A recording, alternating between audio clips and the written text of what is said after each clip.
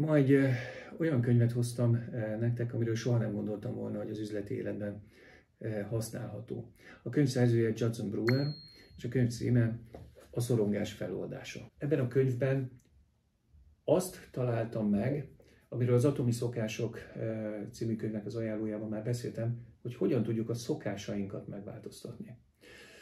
A szerző itt sokat ír arról, hogy tulajdonképpen a szorongásoknak és a félelmeknek a döntő többsége az abból adódik, hogy valamilyen fajta szokásciklusba kerülnek az emberek. És ez a fajta szokásciklus lehet például egy halogatás. Lehet az, hogy valaki dohányzik, lehet az, hogy valaki az alkoholhoz vagy valamilyen nyugtatószerekhez nyúl, és itt kapcsolja ő össze a szokásokat a szorongás feloldásával.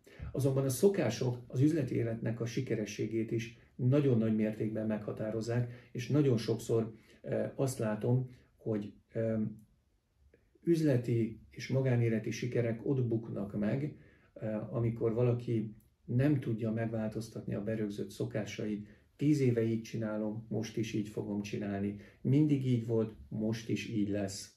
Elkerülöm a nehéz helyzeteket, például egy értékesítő, utálok ügyfelekkel időpontot egyeztetni, ezért inkább nem csinálja, és az egész üzleti modellje ettől összeomlik. A könyv leírja a közismert tényt, hogy egy szokáshurok hogyan alakult ki.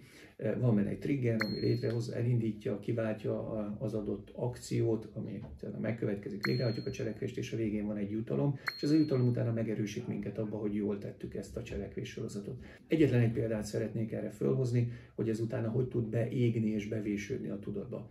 Például, hogyha valaki, maradjunk az előző példánál, nem szívesen egyeztet időpontot ügyfelekkel, nem szereti velük fölvenni a kapcsolatot, pedig valamilyen oknál fogva az értékesítés területére sodorta az élet, és ezt tennie kellene. Mi történik? Az történik, hogy amikor el kellene végezni ezt a feladatot, akkor a kiváltó inger ott van, a telefon, a pillanat, amikor csinálni kellene. Az akció, ami bekövetkezik, az az, hogy inkább majd később elhalasztja, és a jutalom, ami azonnal a rendelkezésre áll, az az, hogy megszűnik az a stressz, az a feszültség, ami volt, hiszen most nem kell ezt a feladatot akkor végrehajtanom. Szokáshurok, mélyen bevésődik, az a jutalom, hogy most ebben a pillanatban jobban fogom érezni magamat, hiszen elhalasztottam, nem kell megcsinálni, kimenekültem a szituációból. Ennek a káros oldala persze az, hogy hosszú távon bekövetkezik a baj, nem lesz elég üzlet. Ugyanez van a fogyókúrával, a rossz italok, rossz ételek fogyasztásával. És egy nagyon egyszerűnek tűnő megoldást ír le a szerző, hogy mit kell tenni. 3 alapvető lépés van. Az egyik, hogy térképezd fel a szokásaidat, ismerd meg, hogy milyen szokásaid vannak, és lásd, vedd észre, hogy ami itt történik, az nem egy univerzális törvényszerűség, hanem egy rossz, beidegződött szokás.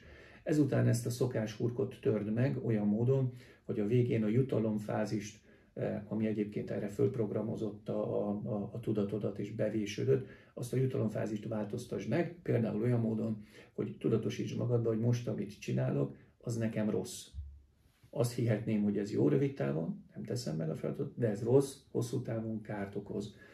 Erről ugye azt a példát szokták hozni, hogy ha ezt valaki igazán jól csinálja, akkor például lehet látni olyat, hogy egészen kórosan jól sikerül a mutatvány, elhízott emberek anorexiássá válnak, mert azt a jutalmat éli meg, hogy most, hogy nem ettem, jól cselekedtem, és azt tölti előtt örömmel. Nyilvánvaló másik oldalára nem kell átesni, csak akartam egy igen szemléletes, szélsőséges példát hozni arra, hogy ez mennyire lehetséges, hogyha tudatosítjuk magunkba, hogy ami most történik, az nekem káros, akkor meg tud fordulni, és meg tud törni az egész szokáshurok. És a harmadik rész az pedig a kíváncsiság, hogy folyamatosan keressük az újat, és legyünk kíváncsiak arra, hogy milyen új jutalmakat, milyen új dolgokat tudunk bevezetni, behozni az életünkbe, és ezekkel hogyan tudjuk helyettesíteni az eddigi rossz beidegződéseinket. Szerintem ez egy rendkívül hasznos mű mindenkinek, aki szeretné a szokásait megváltoztatni, és szeretne egy olyan életet élni, amiben a mindennapi szokásai